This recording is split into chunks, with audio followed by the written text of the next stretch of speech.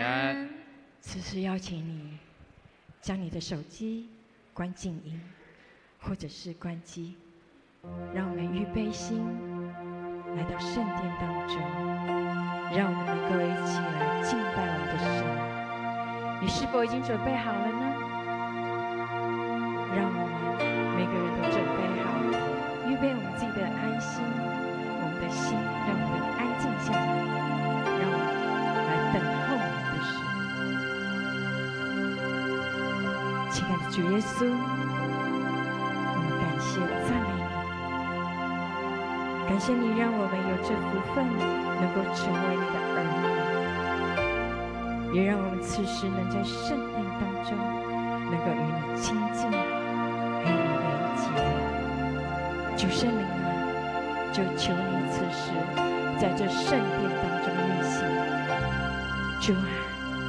求你帮助我们来亲近你，求你帮助我们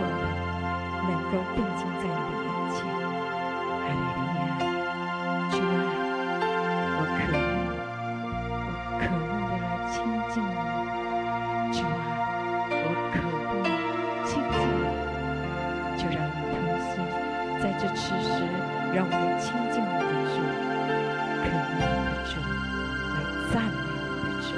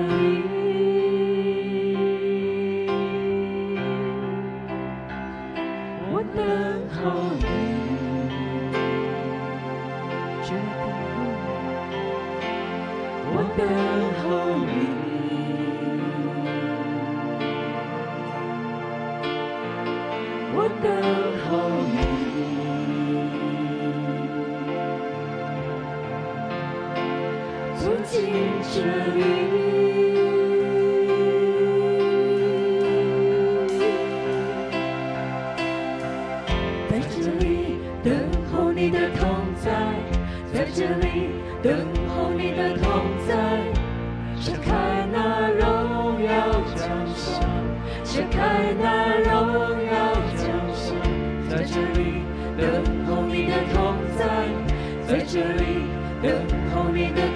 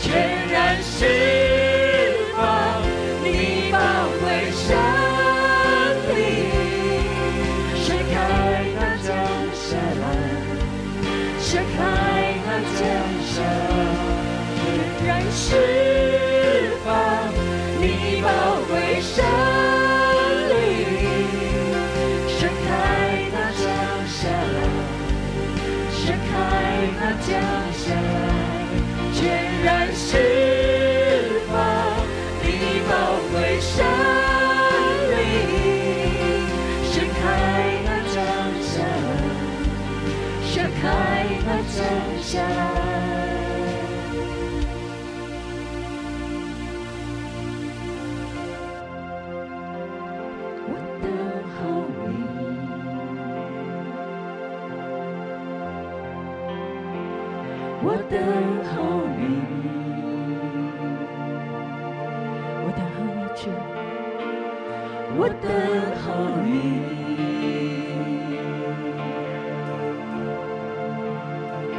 走进这里。此时邀请弟兄姐妹，我们都站立在中候，来等候我们主。哈利路亚！我等候你，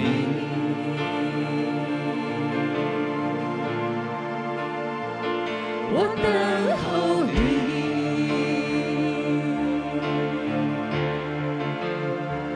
走进这里。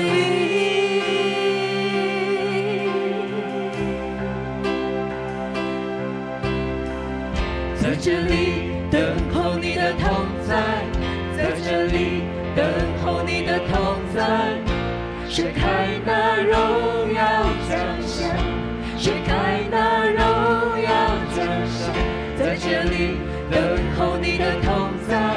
在这里等候你的同在，甩开那荣耀奖项，甩开那荣耀奖项，在这里等候你的同在，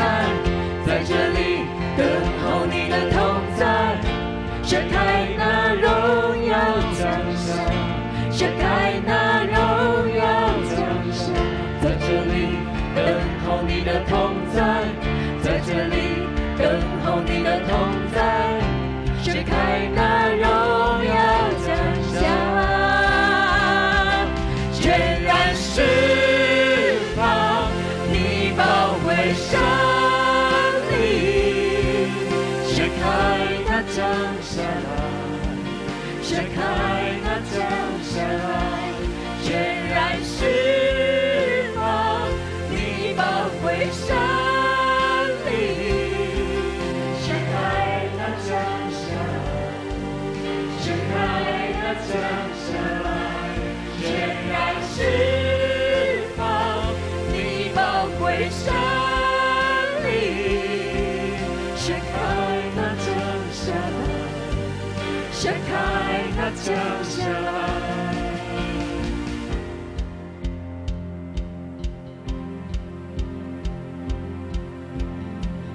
如果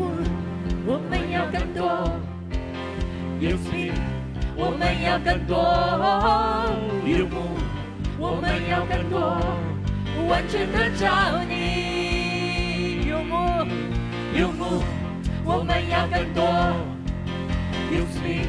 我们要更多，有我们要更多，完全的找你，有我们要更多，有你，我们要更多，有我们要更多，完全的找你，我们要更多，有我们要更多，有你，我们要更多，有我们要更多，完全的找你，有我们要更多，有你，我们要更多，有我们要更多，完全的找你，全然释放你宝贵生命，甩开那降下来，甩开那降求你下降来，这圣在这当中与我们同行，主啊，感谢你，你宝贵生命，甩开那降下来，甩开那降下来，全然释放你宝贵生命，甩开那降下来，甩开那降下来，全然释放你宝贵生命，甩开那降下来，甩开那降下来。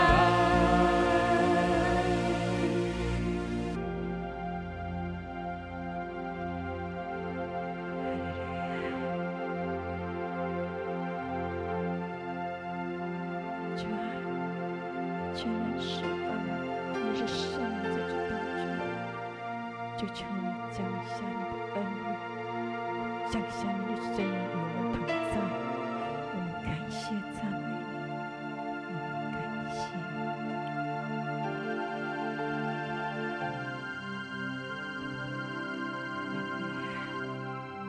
是的，主。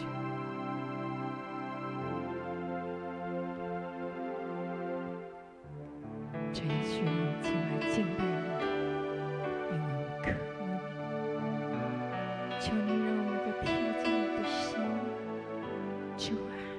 谢谢你，让我们承认你的恩典。主，我来到你的宝座前敬拜你。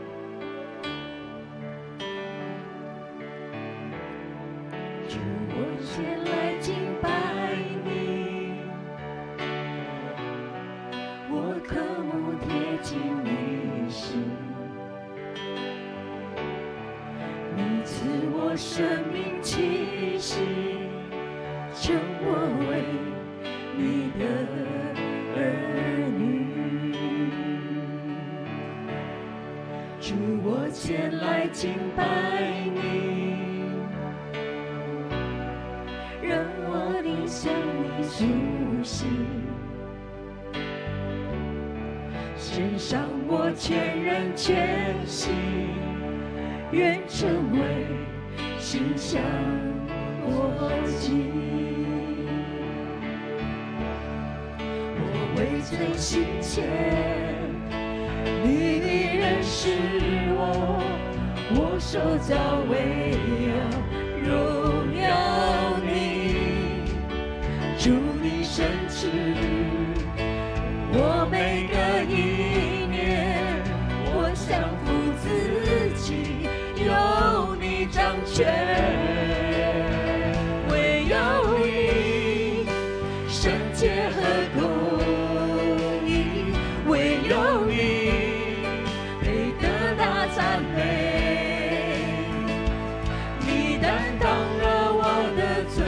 洗净我的污秽，唯有你心事不改变，高举你生命到永远。我未曾行前，你依然是我手早为要荣耀你。主，你深知我每个意念，我降服自己，由你掌权。唯有你圣洁和公义，唯有你配得大赞美。你担当了我的罪，洗净我的污秽，唯有你心事不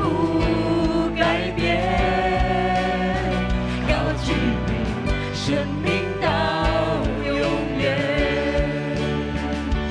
有你圣洁和公义，唯有你配得大赞美。你担当了我的罪，洗净我的污秽，唯有你心事不改变，高举你生命到永远。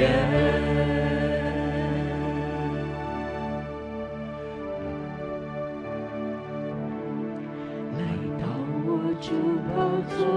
前，专心瞻仰你容颜。你脚前放下冠冕，赞美你直到永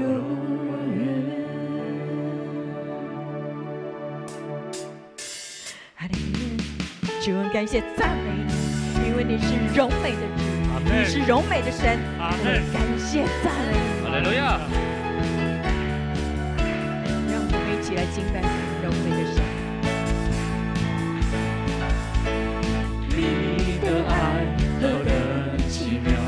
永远都不失败。你是加带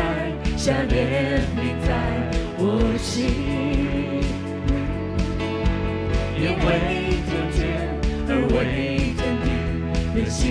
也想不到，何等荣耀，何等荣美我神，荣美的神，我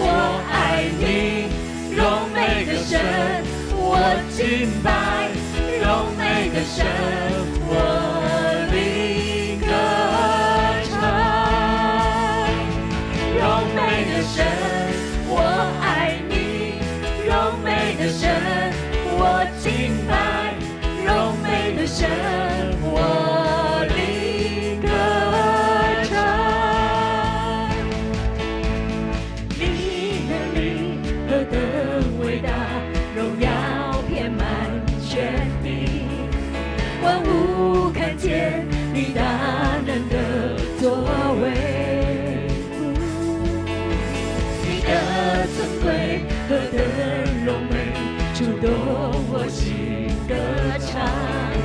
何等奇妙，何等荣耀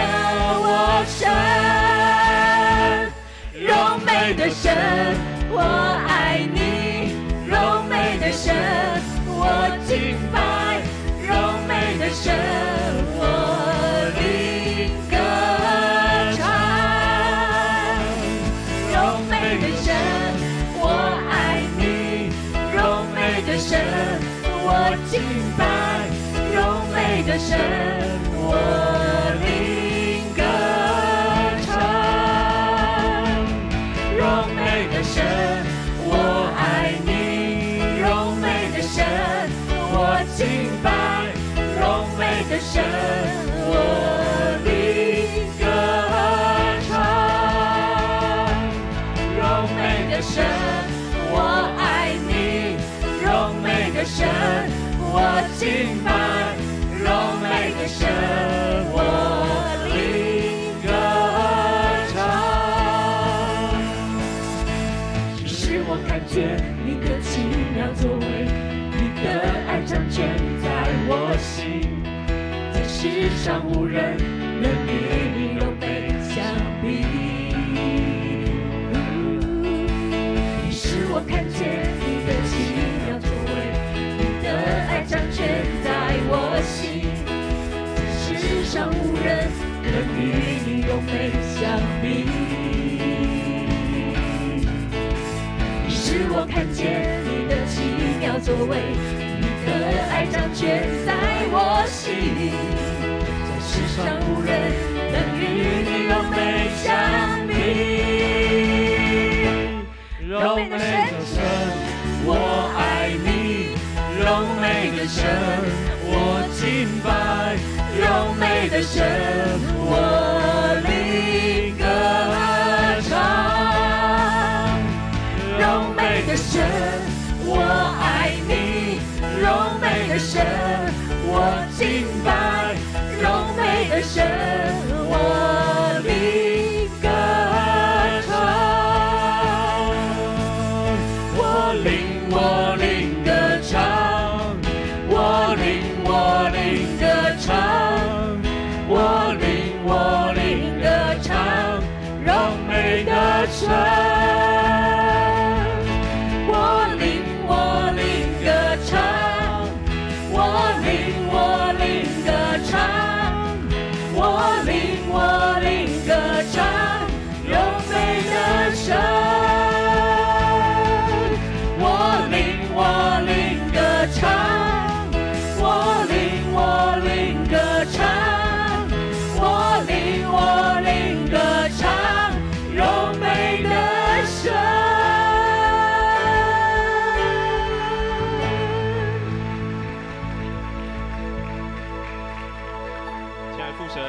再次来到你面前，献上我们的赞美，献上我们的祷告。主啊，因为你是配得一切的神，你是那个荣美的神，你配得一切的尊贵、颂赞、权柄。主啊，我们在今天早晨，我们再次聚集，我们用我们的心对你发出我们的呼喊，用我们的心对你发出我们的赞美。主啊，求你悦纳我们今早的敬拜，我们在你面前所歌唱的每一个词句，我们在你面前所祷告的每一个话语。主啊，愿今早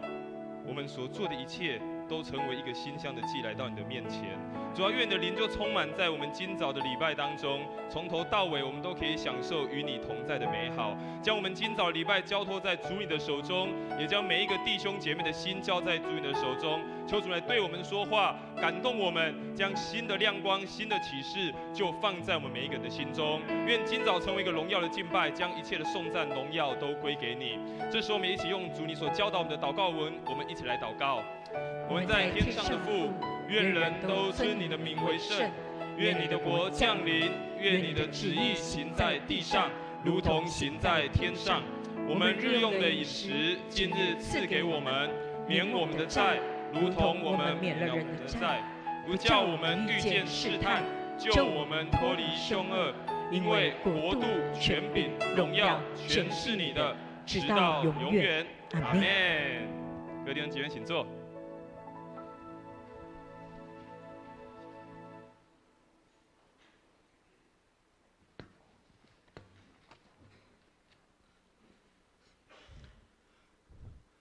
这时候，我们一起来恭受上帝的话语。今天的圣经节是记载在以赛亚书6章1至10节。乌西亚王逝世的那一年，我见到了主，他高高地坐在宝座上，他的长袍覆盖了整个圣殿，在他周围有天使、撒拉弗侍立，每一个都有6个翅膀，2个遮眼，2个遮体，2个飞翔。他们彼此呼应说：圣哉，圣哉，圣哉！上主万军的统帅，他的荣耀充满全地。他们呼喊的声音震动了圣殿的地基，圣殿里充满着烟雾。我说：我完了，我惨了，因为我嘴里的每一句话都不洁净，我周围的人所讲的话也一样不洁净。况且我还亲眼看见了君王、上主万军的统帅。于是有一个6翼天使向我飞来，拿着一把火钳，夹住祭坛上燃烧着的炭。他把那炭碰我的嘴唇，说：这块红炭碰了你的嘴唇，你的过犯都消除了，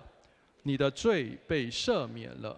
于是我听到主说：我可以差遣谁？谁肯替我们传话呢？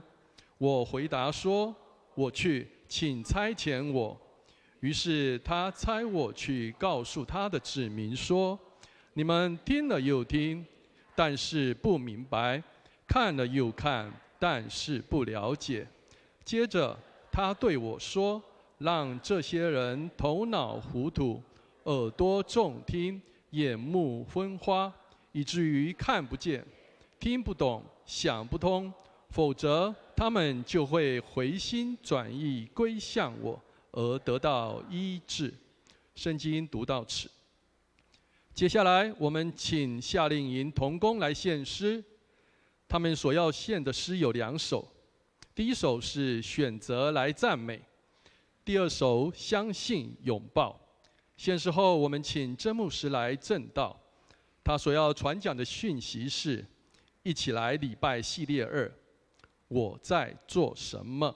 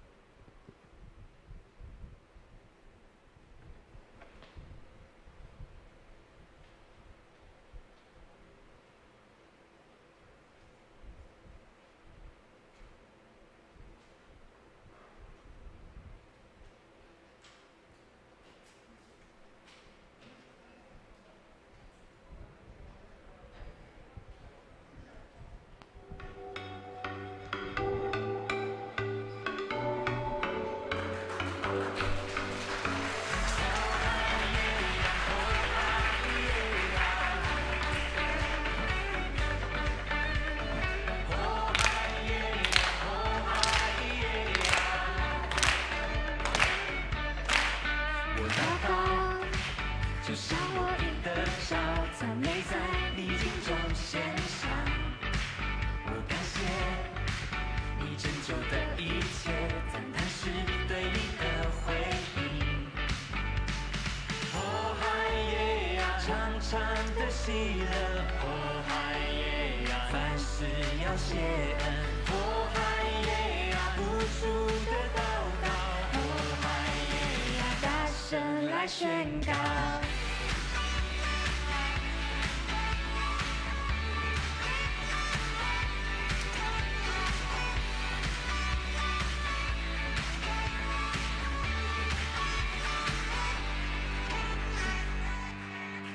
我要唱，可以再大声一点。我拍手，震碎仇敌下颚。我跳跃，用尽所有的力气。我宣告应许成就。哦，海耶呀，长长的喜乐。哦，海耶呀，凡事要谢恩。哦，海耶呀，无助的祷告。宣告，哦，海耶呀，长长的喜乐，哦，海耶呀，凡事要谢恩，哦，海耶呀，无助的祷告，哦，海耶呀，大声来宣告。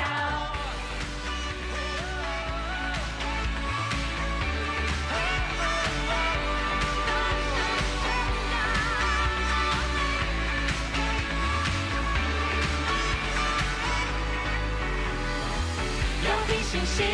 不是凭感觉，现在要选择来喜乐赞美。要凭信心，不是凭感觉，现在要选择来喜乐赞美。要凭信心，不是凭感觉，现在要选择来喜乐赞美。要凭信心，不是凭感觉，现在要选择来喜乐赞美。哦，海耶呀，长长的喜乐。哦，海耶呀，凡事要谢恩。哦，海耶呀，无助的祷告。哦，海耶呀，大声来宣告。哦，海耶呀，哦，海耶呀，哦，海耶呀，哦。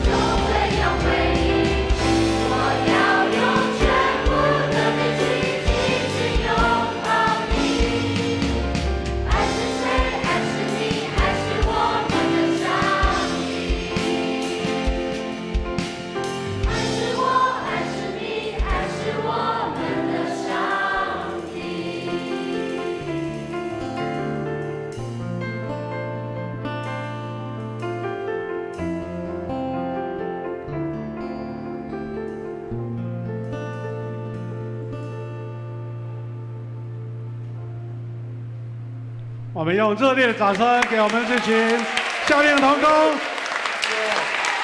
赞美鼓励。我们楼上楼下的哈，我们不吝啬我们的赞美哈，我们一起喊说：你们是最棒的！来，好啊。他们今天是白衣天使，昨天是黑衣勇士，他们很厉害啊，不用买制服，直接白色黑色搭配，然后跟群小朋友3天半。我们请校长来了，校长介绍你们的团队一下，这样比较清楚，好不好？好，我们这个团队每次的夏令营都会有主日学的老师们，主日学老师们请举手。好，然后还有，然后还有提摩太的同工，提摩太的学生哈，然后有瑞平牧师带领提摩太同工，然后那还要特别介绍一下，那我们还有一些老提摩太，就是已经对，就是已经长大、已经出社会的老提摩太，他们请假特别回来支援哈。来，我们请举手一下，挥挥手一下。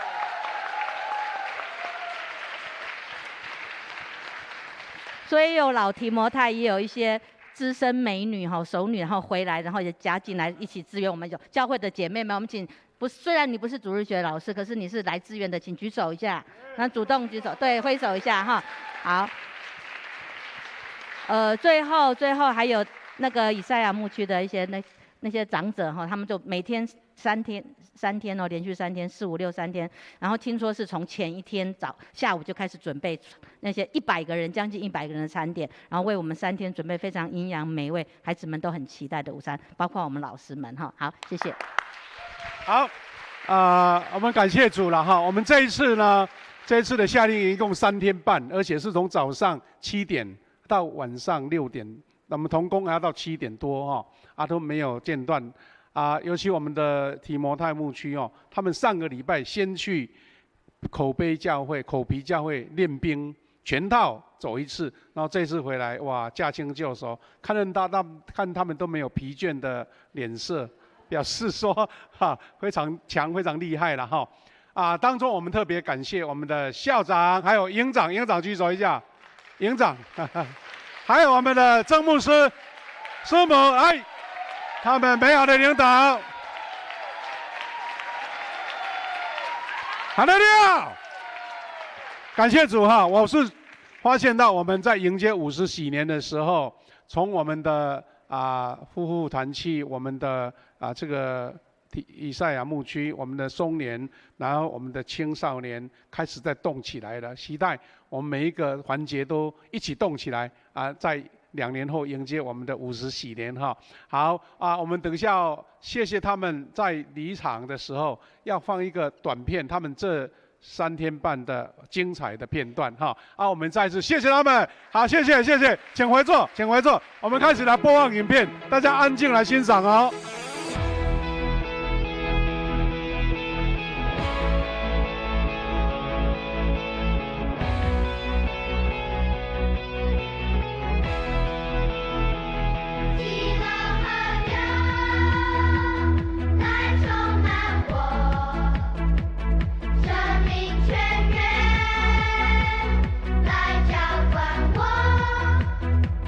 有你同行。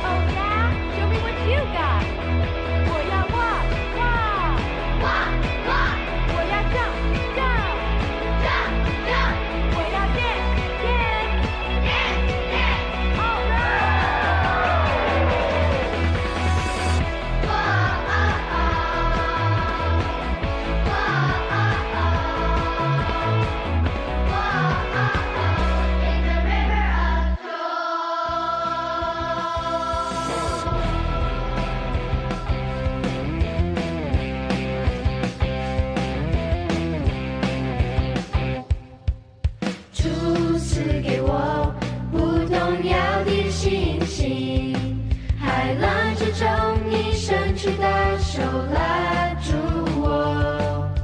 就除去我心中所有的怀疑。旷野之中，紧紧跟随，连主活主。海浪之中，我必不沉落。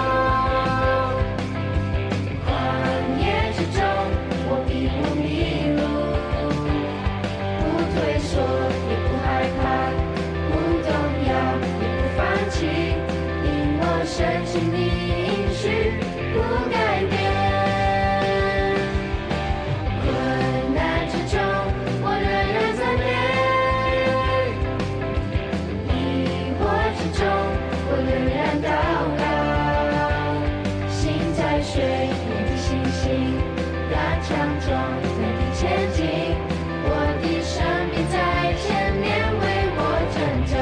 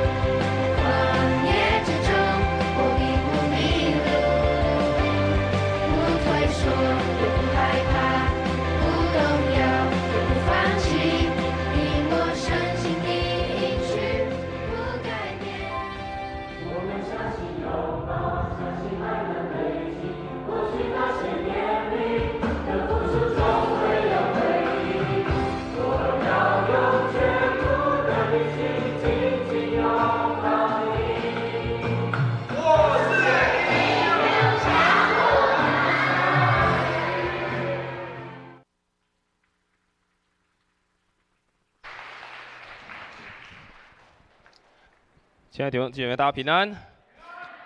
刚第一堂的时候，第一堂是我们的夏令营的同工，但第一堂就是这些夏令营的小朋友，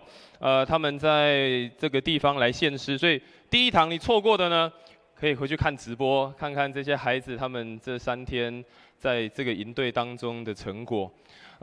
很感动是在这个夏天，我们有这些孩子来到我们的教会。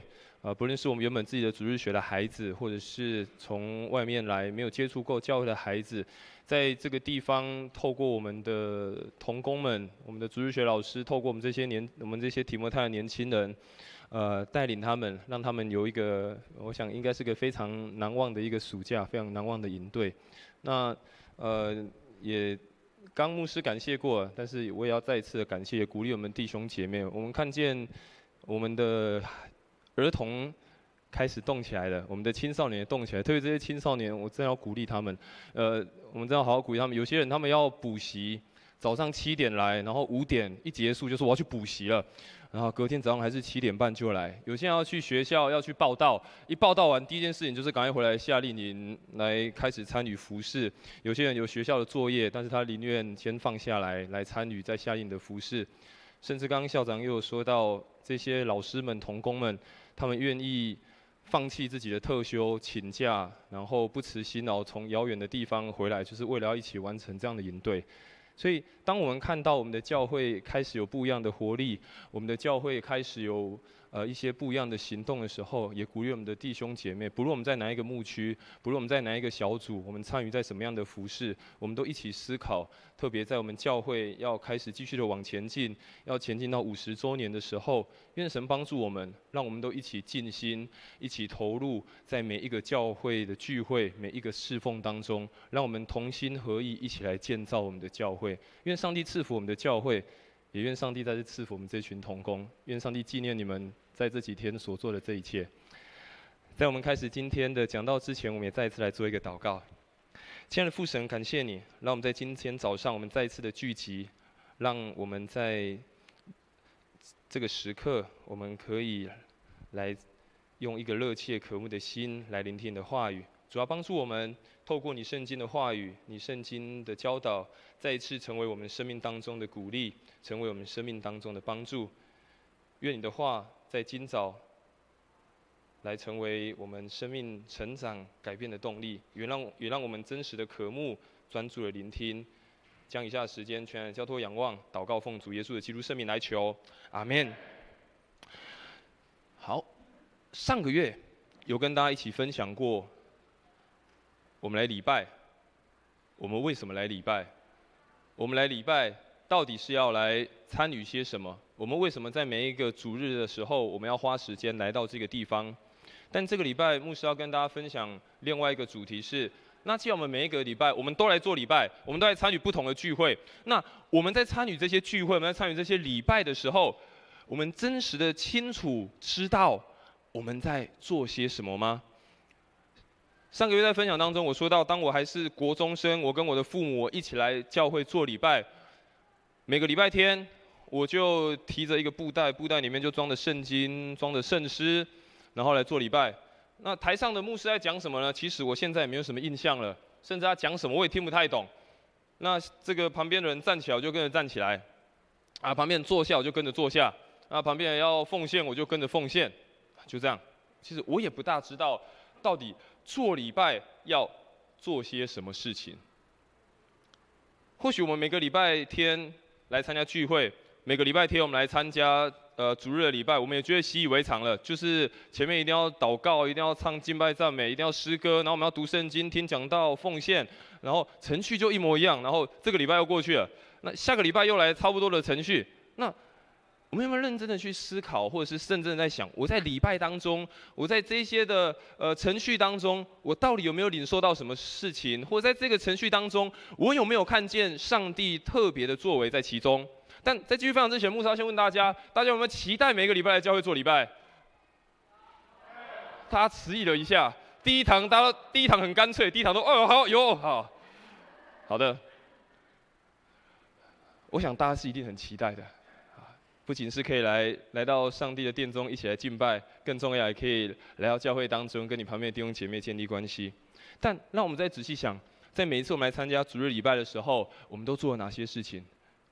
来到主日礼拜的时候，我们都做了哪些事情？那每一个主日我们来的时候，我们到底都在做什么？每一个礼拜我们来主日礼拜，每次来参加不同的聚会，我们到底都在做什么？所以，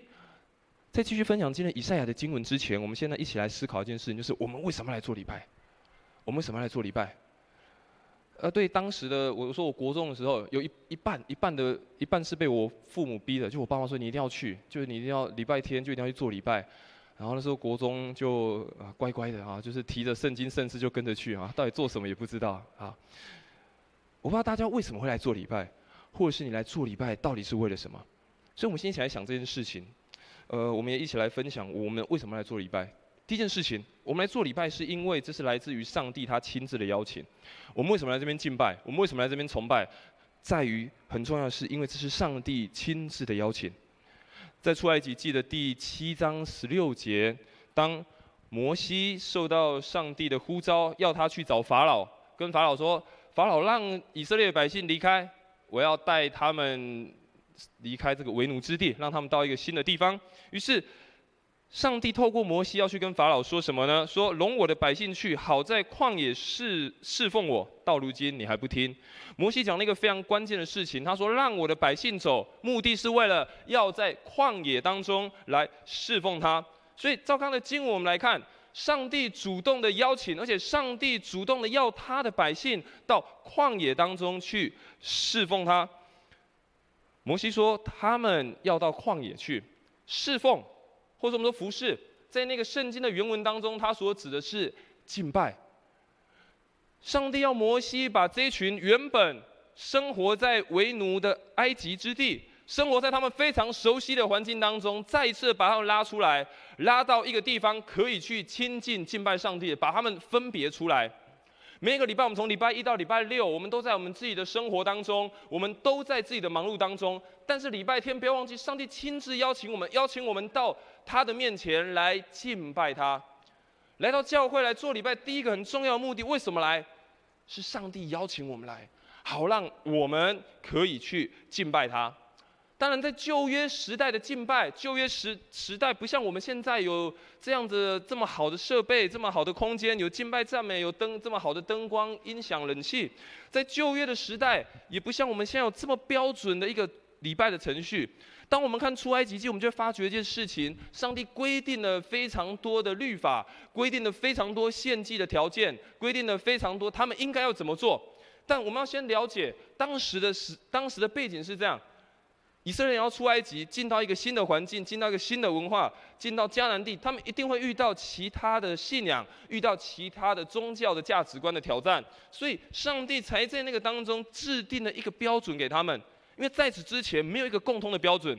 每一个人对于自己的信仰有自己的崇拜的方式，对于自己的信仰有自己想要做的方式。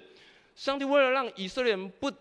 受到其他的民族影响，因而订定了许多的条例，让他们的信仰，让他们的礼拜，让他们所做的一切可以合乎上帝的心意，让他们真实的被拉出到一个地方，在旷野，在一个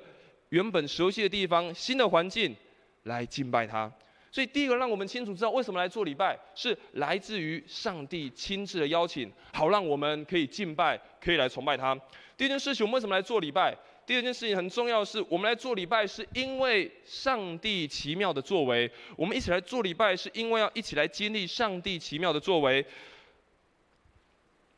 哥林多前书11章24节，我们每一次要守圣餐的时候，常常会读到这段的经文。主耶稣说：“你们应该这样做，来纪念我。”耶稣在那个最后的晚餐，跟他的门徒说：“拨这饼，喝这杯，为的是要纪念我。”当门徒一起聚集，跟耶稣一起聚集的时候，在那里聚会，耶稣说：“不论你们拨饼、喝这个酒，或一同聚集的时候，目的是什么？为了要纪念耶稣。为什么纪念耶稣？因着耶稣他的受苦、他的受死之后的复活而欢庆。这是一个福音的好消息。我们可以在主日当中，因着耶稣胜过死亡、胜过一切罪的权势，让我们可以享受在他里面的福分，享受在他里面的恩典。这是一个非常值得庆祝的事情。让我们每一次礼拜，我们都领受上帝奇妙的作为。在每一次礼拜的时候，因着这样的好消息，这样福音的信息，使我们的生命有一个不一样的转变，让我们听见在我们平常生活当中，我们可能没有领受到的事情。什么是真实的好消息？耶稣在路加福音4章也如此说：“主的灵在我的身上，他用高高我，叫我传福音给贫穷人，差遣我报告被掳的得释放，瞎眼得看见，受压制的得自由。”这是一个好消息。每一次来礼拜，我们就是在期待上帝的作为，瞎眼的得看见，受掳的得自由，原本被压制的再次得着释放，让需要的人再次看见上帝的奇妙作为，也让我们每一个来参与礼拜的人期待上帝今天要在我们的生命当中来做新事。所以第一个很重要，为什么来做礼拜？期待上帝的奇妙作为，也看见耶稣基督胜过死亡、胜过罪的权势，带来那个复活的大能。第三个，为什么来做礼拜？我们要了解这是一个让我们跟上帝一个连结、双向沟通一个非常重要的管道。我们每一次来做礼拜是来连结我们跟上帝之间的关系。主耶稣基督在马太福音他也这么说：无论在哪里，只要有2、3人奉我的名聚会，那里就有我在他们中间。耶稣这么说：无论在哪里，只要有2、3个人奉我的名聚会，我就在他们中间。当有人奉耶稣的名一起聚集，当我们每一次一起聚会，每一次一起礼拜、一起敬拜的时候，我们就可以看见神事上与我们同在。奉上帝的名、送耶稣的名聚会，经文非常清楚告诉我们，神就与我们同在，成为一个非常重要关系的连结。以弗所书1章23节说：教会就是他的身体，是那充满万有者所充满的。哥林多前书12章也这么说：就如身子是一个，却有许多的肢体。教会是主耶稣基督的身体，但我们每一个人也如同这个身体当中的肢体。当我们在每一次礼拜、每一次聚集、每一次聚会的时候，也不仅仅我们跟上帝有所连结，我们也跟我们身旁的肢体，就是坐在你旁边的弟兄姐妹有所连结。每一次来参加礼拜，是从神到我们，也从我们个人到你身旁的弟兄姐妹的连结。更重要的是，不要忘记一开始的经文所看到，2、3个人奉名聚会，他就与我们同在。所以每次来礼拜，为什么？是建立我们跟上帝的关系更亲密，也建立我们跟旁边的弟兄姐妹的关系更加的紧密，体会到上帝同在的美好。所以从这3件事情，让我们可以来再次的思考一件事情。刚刚说为什么来礼拜？第一个是因为上帝的邀请，第二个是因为可以来看见上帝奇妙的作为，第三个是这是我们跟上帝，还有我们跟我们旁边弟兄姐妹一个非常连结重要的管道。所以从这样看，都提到一个东西，就是提到上帝。所以每一次的礼拜，每一次的聚会，每一次在敬拜的时候，一定要以上帝为开始，不是从人做开始。每一次我们要聚集，每一次我们要聚会，要清楚的知道是从神开始，不是因着我自己的想法，不是因着我才来开始这件事情，不是因为我今天刚好有空，我今天刚好没有睡过头，不是因为我有需要，不是因为我喜欢这个空间，我喜欢这里的音乐，不是我喜欢听某一个牧师的讲道，不是我怎样我才来参加这次的聚会，我才来参加这一场的礼拜。不要忘记，每一次的礼拜，每一次的聚集，都是从神而开始，不是从我们开始。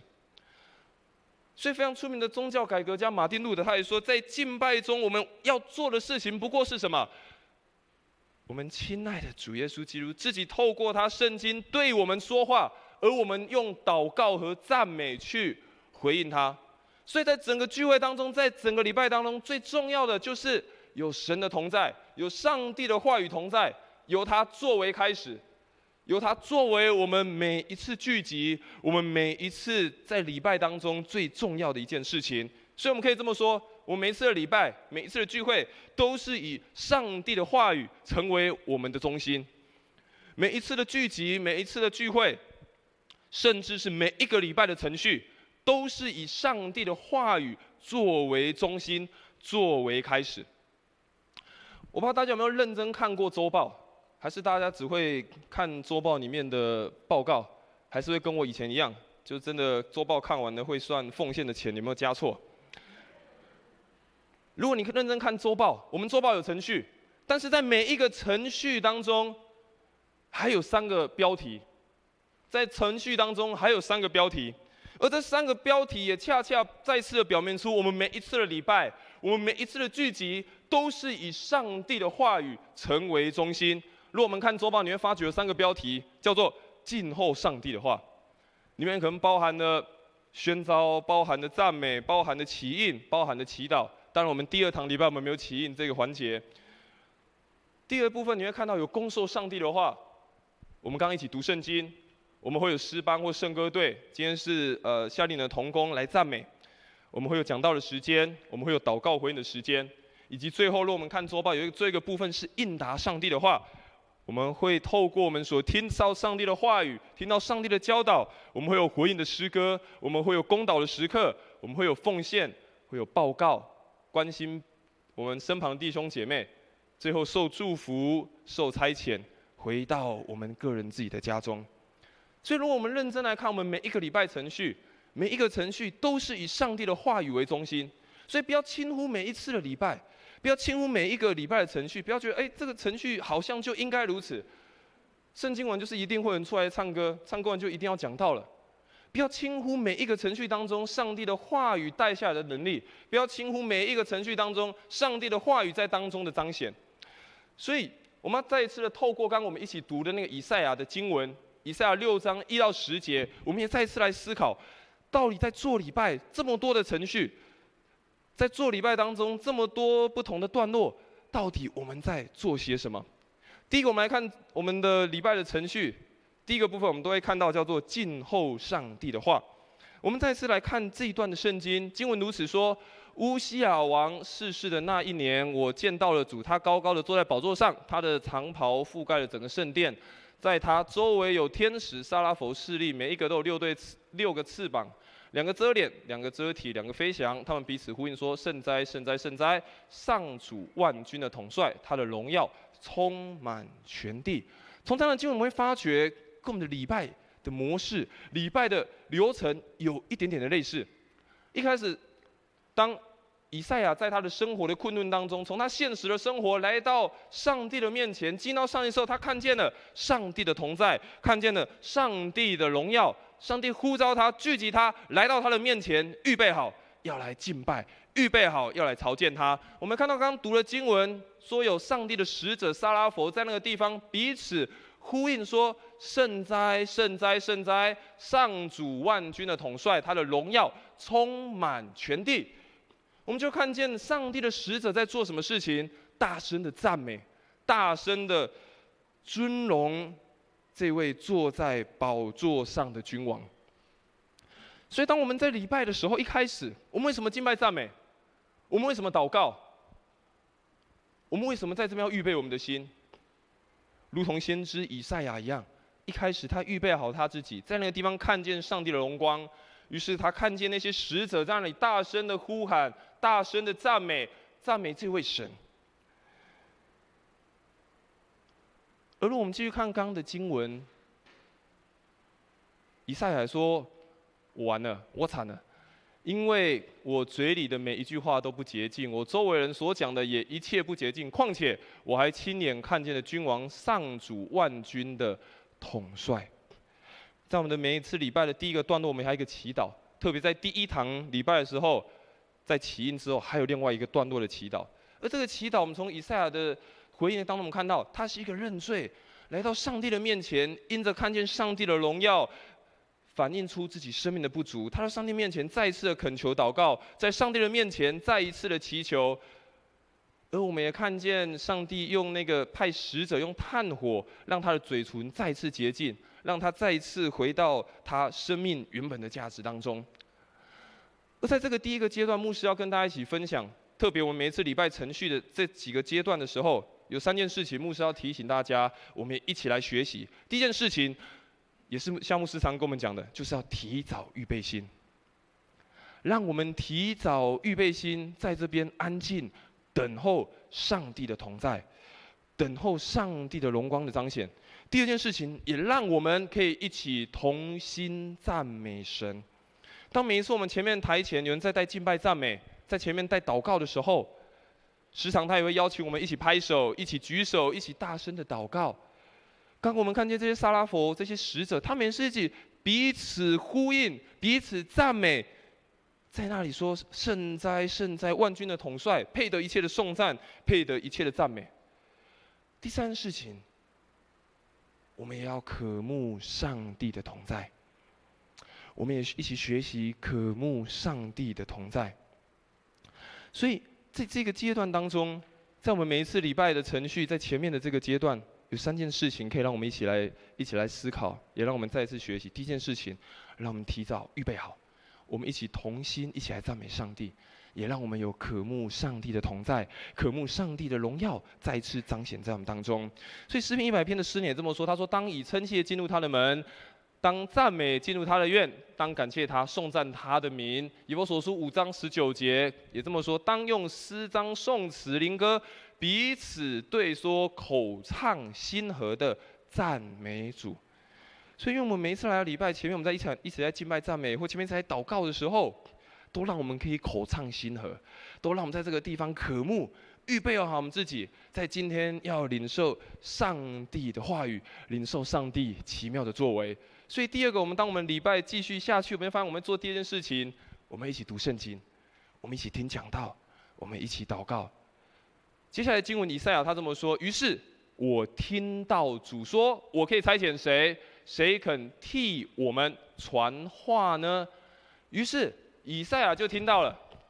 听到上帝的话语，就像我们现在读经，透过诗歌的方式在传达上帝的话、上帝的作为。更重要，我们透过讲道，每一次不同的讲道，我们听见上帝的心意，听见圣经当中的奥秘。而当以赛亚听见这个话语，他听见这个话语说：“我可以差谁去？谁可以替我们传话呢？”这也是我们每一次在讲道之后，我们都会一个公祷，我们都会有一个回应的时刻。特别在每一次听讲道、每一次听上帝信息的时候，我们也可以再一次的思考，在这段的经文当中，在这段的圣经的故事当中，有什么是上帝要提醒我的？有什么是上帝今天要给我看见的事物？或许很多的讲道篇，我们可能都听了很多，甚至有很多的故事，我们可能从小在主日学我们就一直听了。但是牧师也要鼓励大家，当我们在领受上帝话语的时候，第一件事情，我们学习让我们的内心柔软下来。学习让我们的内心可以柔软下来，期待上帝在这个我们可能很熟悉的故事当中，我们很熟悉的经文当中，再次对我们说话。第二件事情，当我们在恭敬领受上帝话语的时候，也让我们专注上帝的应许。我们每一次读圣经，我们每一次一起在这里领受话语的时候，我想这都带下上帝的应许。每一个圣经的话语都带有上帝的应许跟祝福。我们有没有专注其中？有没有看到今天什么是上帝要带给你的？第三个，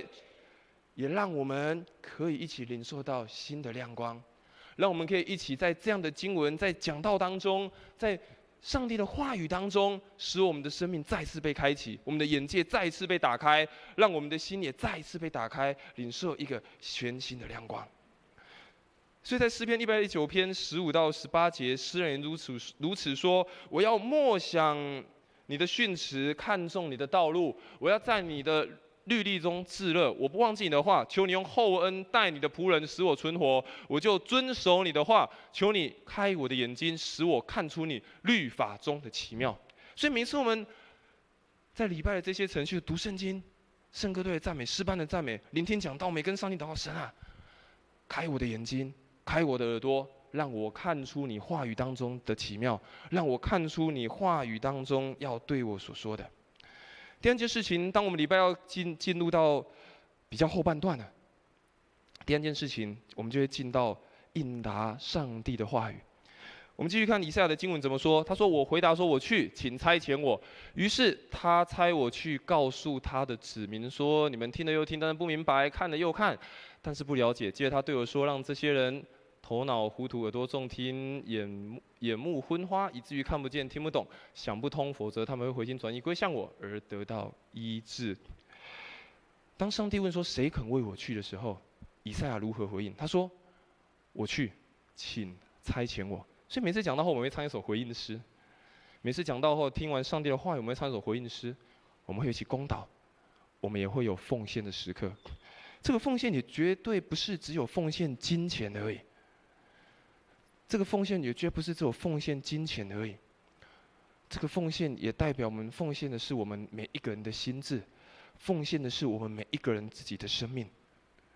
当我们听见上帝说：“谁肯为我去？”我不知道上帝对你说要去的地方是哪里，我不知道在每一次的上帝的话语当中，你所领受的是什么。但是当神说：“谁肯为我去？谁肯为我献上？”的时候，我想绝对不是只有献上钱而已。更重要的是，我们愿不愿意投入我们的生命，特别是在那些有价值、有意义的事情当中。而我们看那个经文，他就差我去告诉他的子民说，而这样的经文让我们看到要说什么，去说上帝的信息，在那个地方去报告、去分享、去互为关心。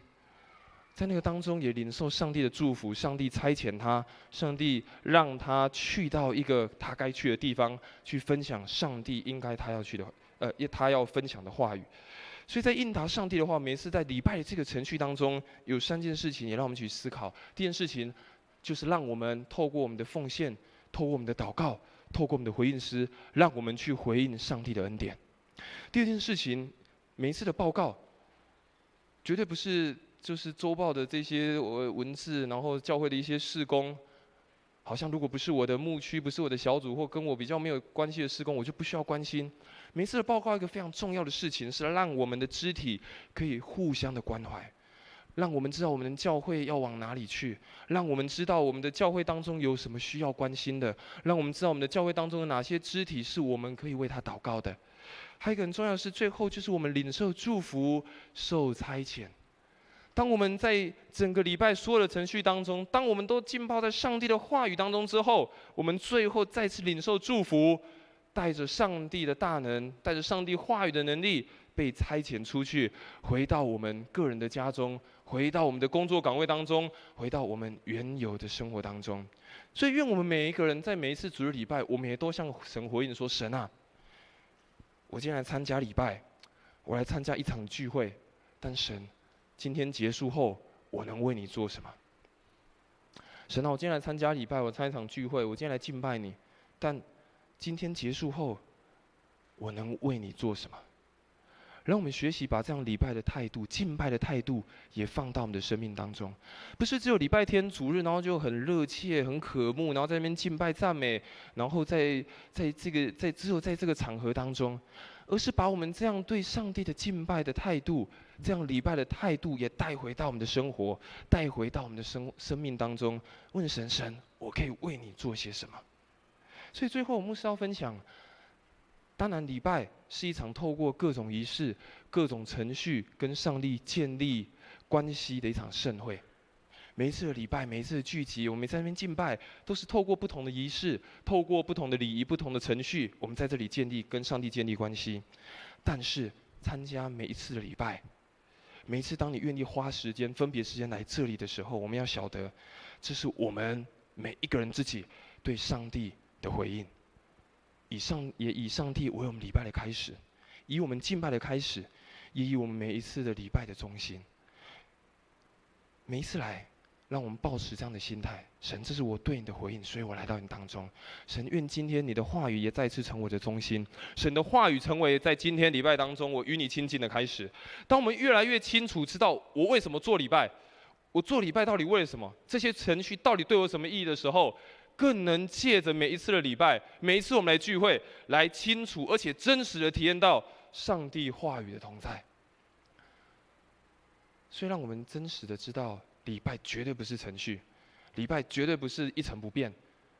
好像什么东西就一定要接什么，什么东西就一定要做些什么，而是在讲一个故事。每一场礼拜，每一次聚会，都在讲一个故事，一个我们每一个弟兄姐妹跟上帝相遇的故事。所以，愿我们每一次礼拜都向上帝祷告：神，今天你要告诉我什么？神，今天要给我什么样的亮光？神，你今天要让我看见一个什么样新的故事？让我们清楚知道我们在做什么，让我们清楚知道我们为什么而来，让我们清楚知道上帝在今天要带给我们什么新的作为。因为上帝赐福我们，让我们在每一次参加聚会、每一次参加礼拜，甚至每一次参加小组的时候，我们都更清楚知道我为什么而来。我为什么而做？更重要的是，我要如何来回应？因为上帝赐福我们，我们一起来做一个祷告。神啊，感谢你，感谢你亲自的邀请我们，让我们可以经历你的奇妙恩典，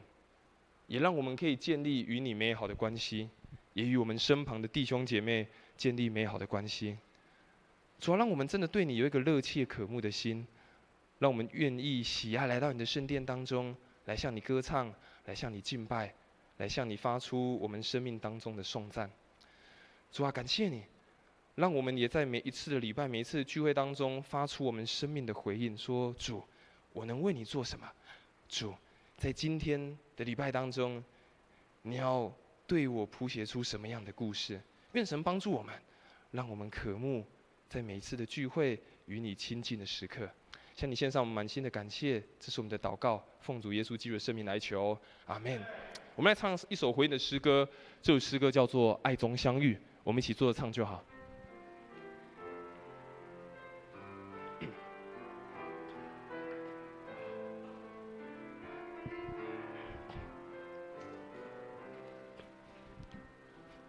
每一天渴望与你在爱中相遇，再一次将自己完全的献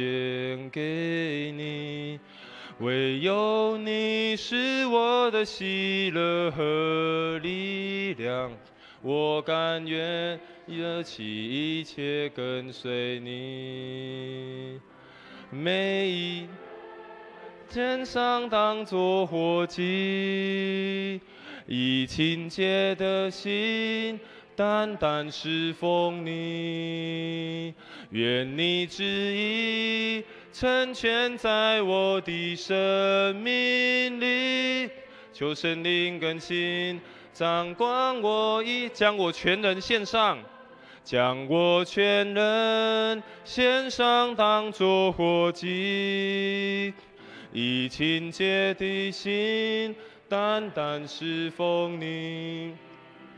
愿你旨意成全在我的生命里，求圣灵更新掌管我一生。好，我们一起来为这件事情来祷告。第一件事情，我们来为我们自己来祷告，也为我们的教会来祷告。让我们每一个人，我们真的是愿意分别我们的时间，渴慕与上帝来亲近。让我们每一次来礼拜的时候，每一次参与不同的聚会，我们真实带着一个热切渴慕的心，不是因着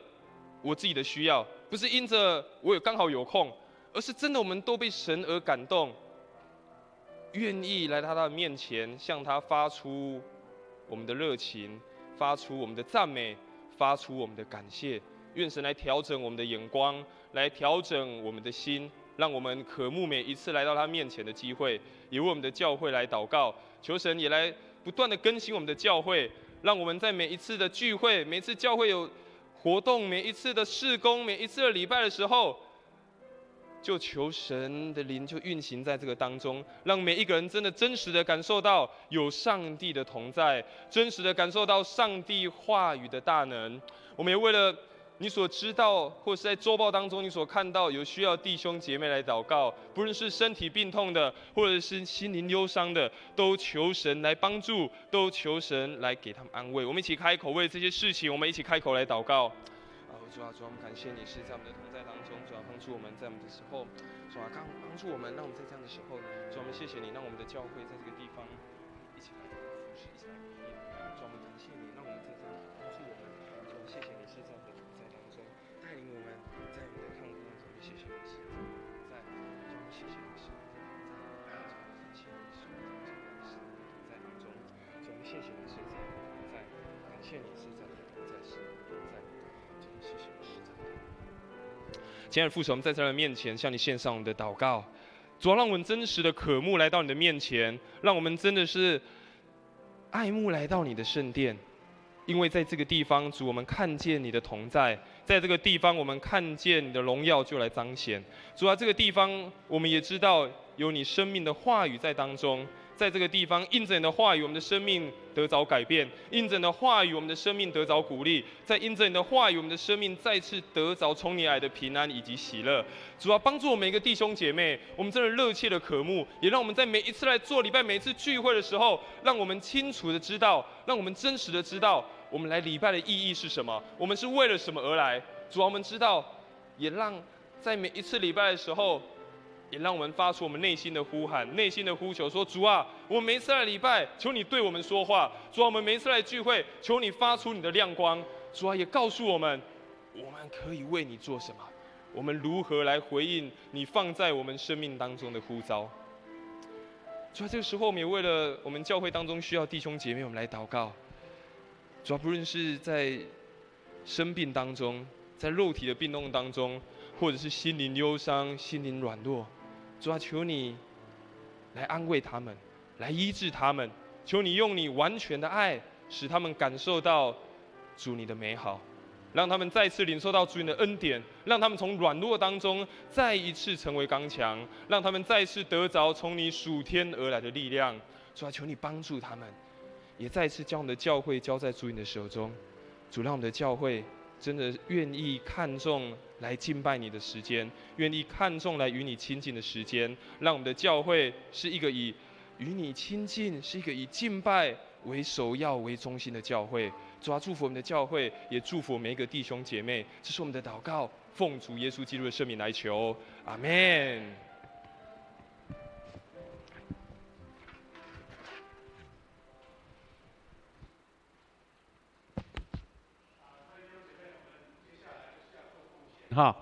因为时间很宝贵，我要请我们的诗会来开始召集做奉献的时候，我们在奉献当中要看一个短片，就是我们的青少年，我们的那个提摩太牧区到口碑教会、口皮教会服侍的我们就一边看一边收奉献，然后等看完影片，我们再来做奉献祷告，这样时间会比较节省一点，好不好？好，我们交给我们的诗会。我们一起来奉献。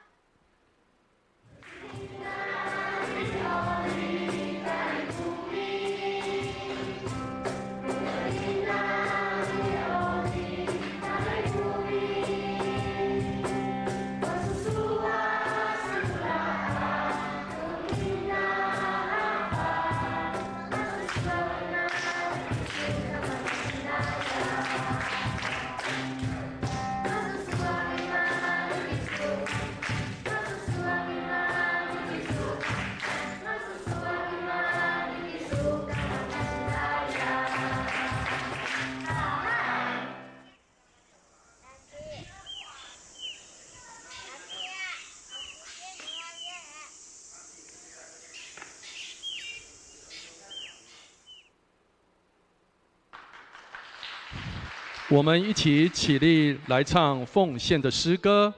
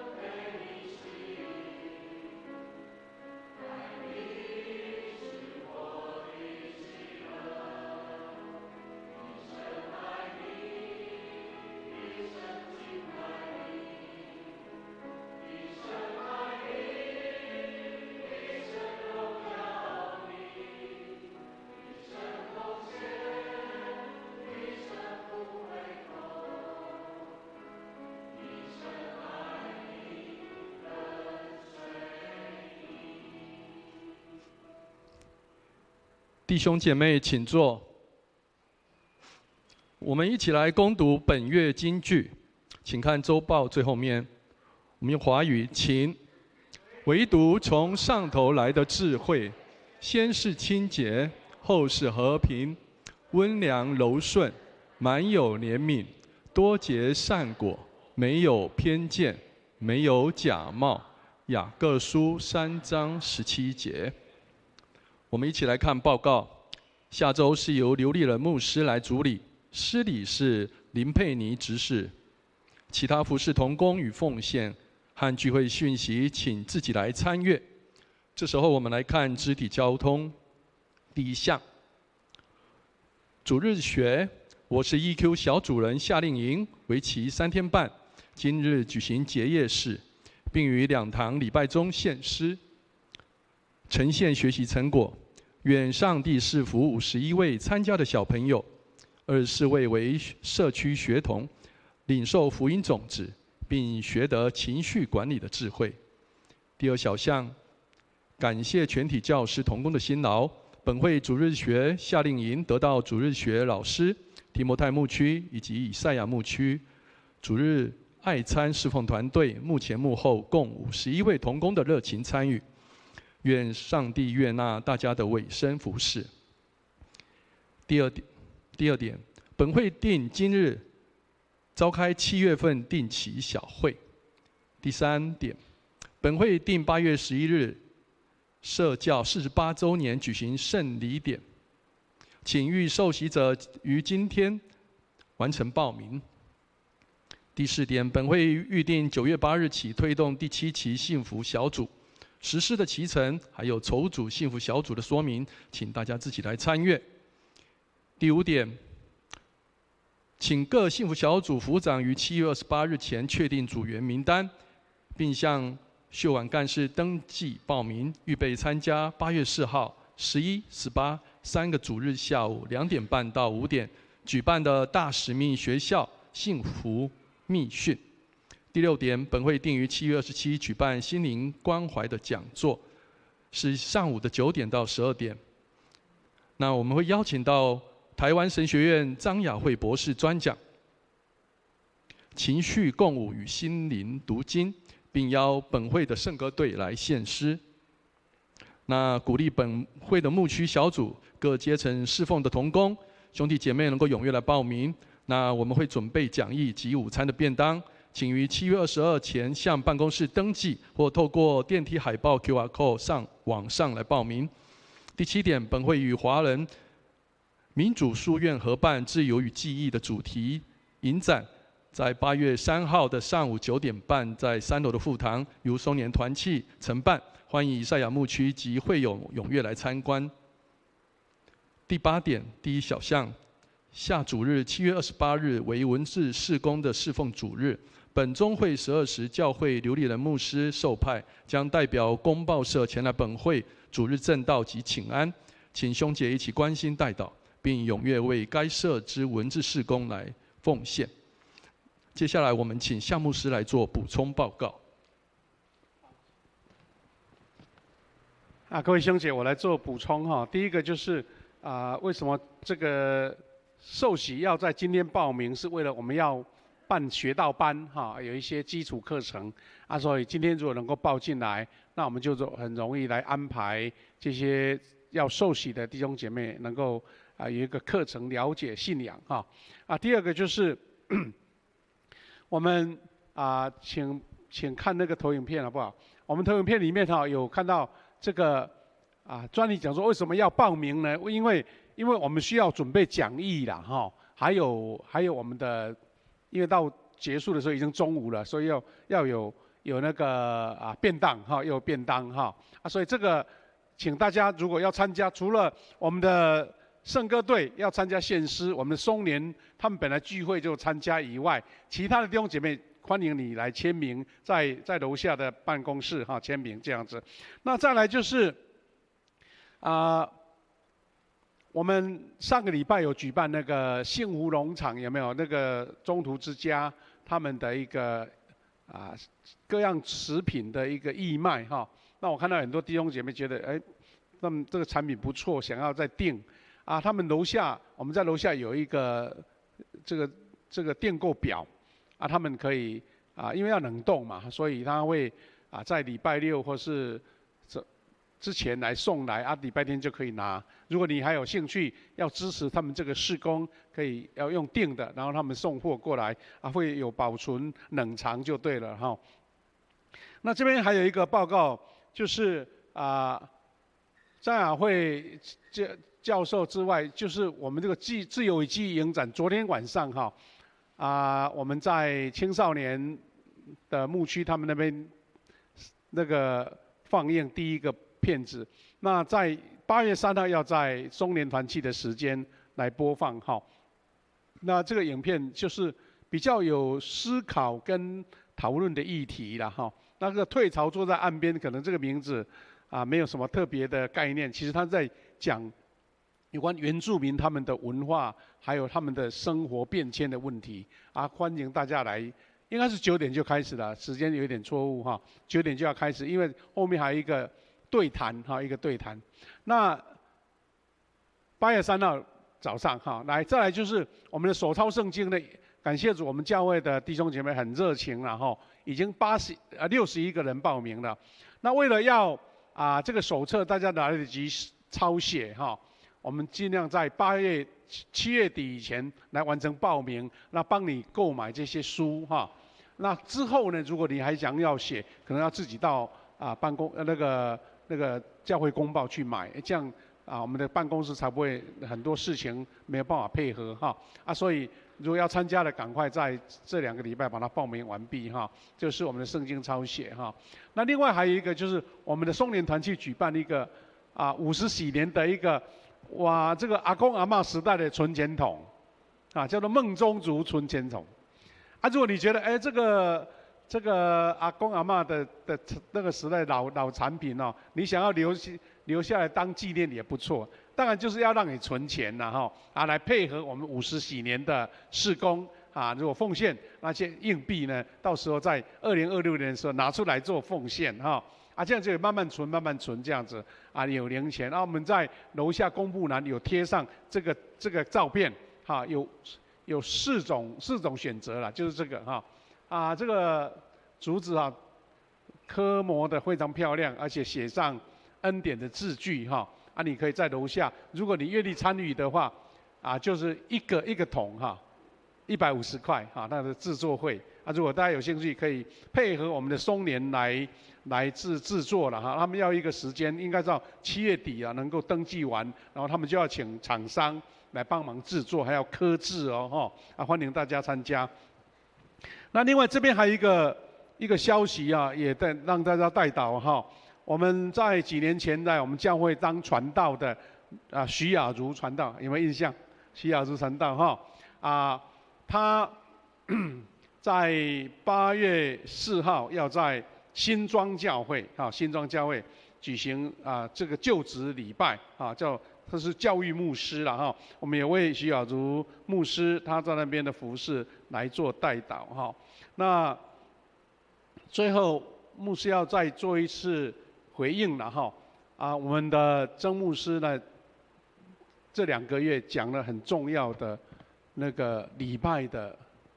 这个信息哈。我觉得这个就很像我们在门徒训练一样，再一次上课。像今天所讲的，透过这个以赛亚书的见证，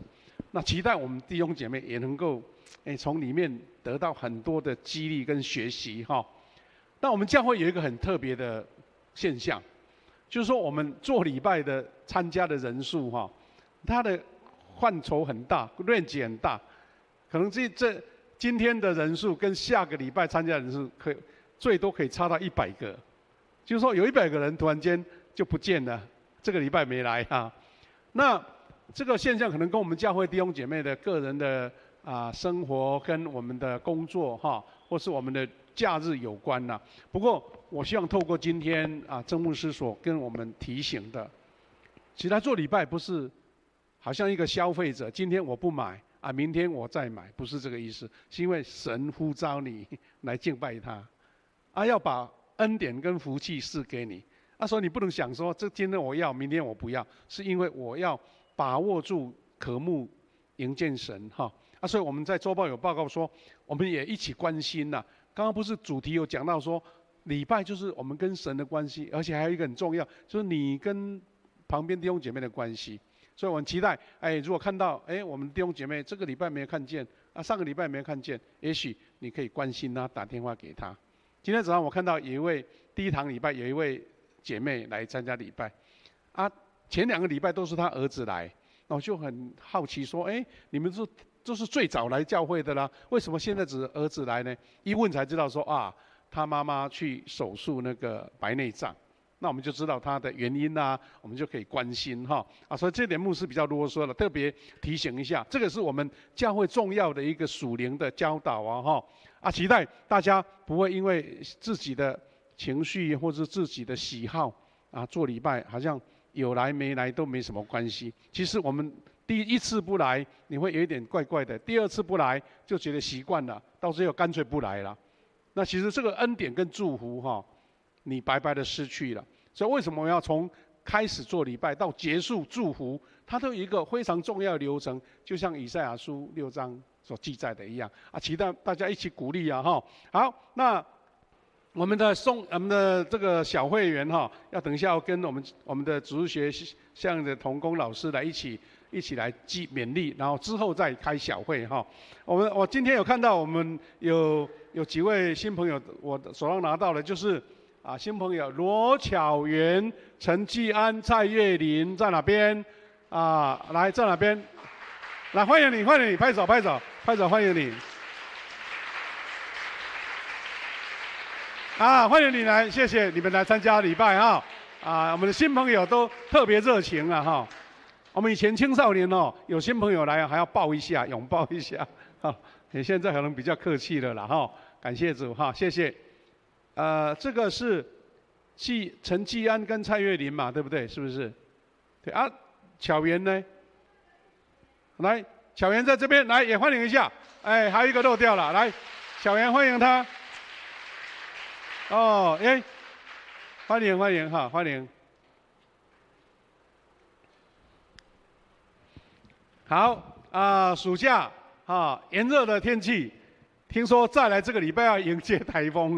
可能是双台，大家小心保重好像台风来会天气好一点，但是又怕受伤害期待大家为这个台风经过，大家都平安祷告好，我们把时间交给我们的诗会。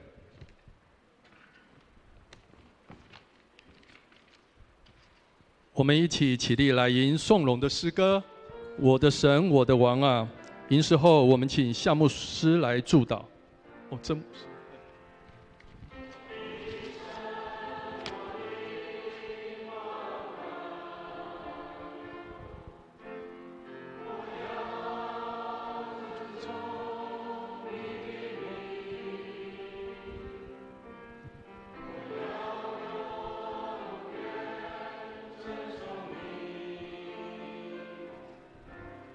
我要天天称颂你。我们一起来领受，从神来祝福。愿主耶稣基督的恩典、上帝的慈爱、圣灵的感动、扶持与相通，常与我们众弟兄姐妹同在，从今时直到永远。阿们。